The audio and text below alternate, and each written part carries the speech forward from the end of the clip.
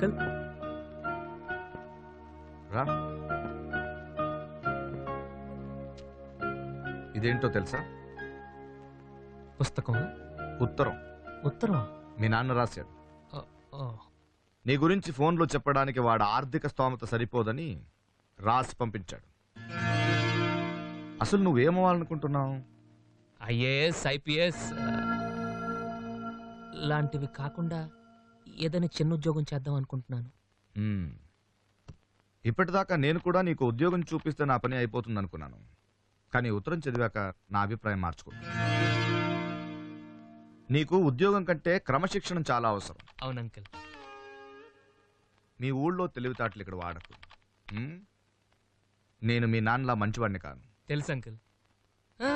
నా ఉద్దేశం అది కాదు అంకుల్. ఇవే తగ్గించుకుంటే మంచిది. వెళ్ళు.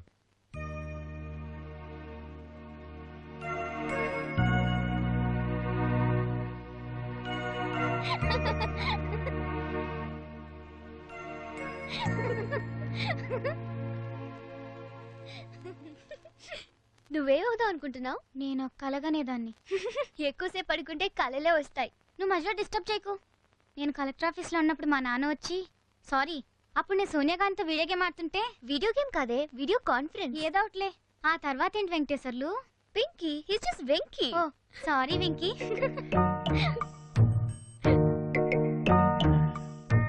ఎందుకండి ఆపేశారు? పర్లేదు అనండి. ఏమండి నేను కలెక్టర్ అవ్వాలనుకోవడం తప్ప కనీసం కలలుగానే స్వాతంత్రం కూడా లేదు నాకు. అవునండి నేను అబద్ధం చెప్పాను. బిఏ పాస్ అవటానికే నాకు 4 ఏళ్ళు పట్టిందండి. కానీ ఎందుకు పట్టిందని ఆలోచించారా? లేదు ఆలోచించారండి. నందిని గారు మీరు ఎప్పుడైనా వంట చేశారా? కనీసం మీ ఇంట్లో కిచెన్ ఎక్కడుందో తెలుసా మీకు? కానీ 20 ఏళ్ళు మా నాన్నకి నేను వండి పెట్టానండి. చిన్నప్పుడే అమ్మ పోతే పొద్దున్నే కాఫీ పెట్టి అన్నం వండి కూరలు చేసి స్కూల్కి వెళ్ళి ఇంటికి వచ్చాక రాత్రికి మళ్ళీ అన్నం వండి అంట్లు తోమేవాడండి. ఇక చదవడానికి టైం ఏది? కలెక్టర్ అయ్యే ఛాన్స్ ఏది? ఇవన్నీ మీకు అనవసరం. మీరు జోకులు వేసుకోవడానికి నవ్వుకోవడానికి నాలాంటి వాడు కావాలి. అంతేగా నవ్వుకోండి. నేను ఏడిస్తే మీకు నవ్వు వస్తుంది అనుకుంటే రోజు మీ ఇంటికి వచ్చి గంట ఏడుస్తాను. నవ్వుకోండి, బాగా నవ్వుకోండి.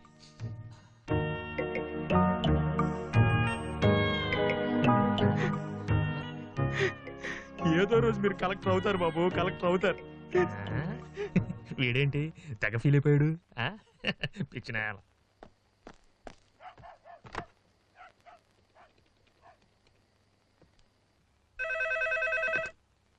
హలో నేను. ఎలా ఉన్నావు నాన్న? బుద్ధుందా నీకు? ఏదో మహాత్మా గాంధీ బయోగ్రఫీ రాసినట్టు నా గురించి పేజీలు రాసి పంపించావు. అది కాదు నాన్న. మధ్యలో మాట్లాడుకో. ఏంటి నేను బిఏ ఎగ్జామ్స్ రాస్తుంటే స్లిప్ ఎస్టిమేషన్ కూడా రాయాలా? కొడుకని నాకు ఆ మాత్రం హెల్ప్ చేయలేవా? వాడు ఏమైనా అన్నాడా? ఆడపిల్లల ముందు పరుగు పోయింది. పోనీ అవన్నీ అబద్ధాలని సరదాకి రాశానని ఇంకో ఉత్తరం రాయనా? ఈసారి పూర్తిగా యదవనైపోతాను. బాబు నువ్వు ఖాళీగా ఉంటే రామకోట రాసుకో, ఇలాంటి ఉత్తరాలు మాత్రం రాయకు. అంతే ఉంటా.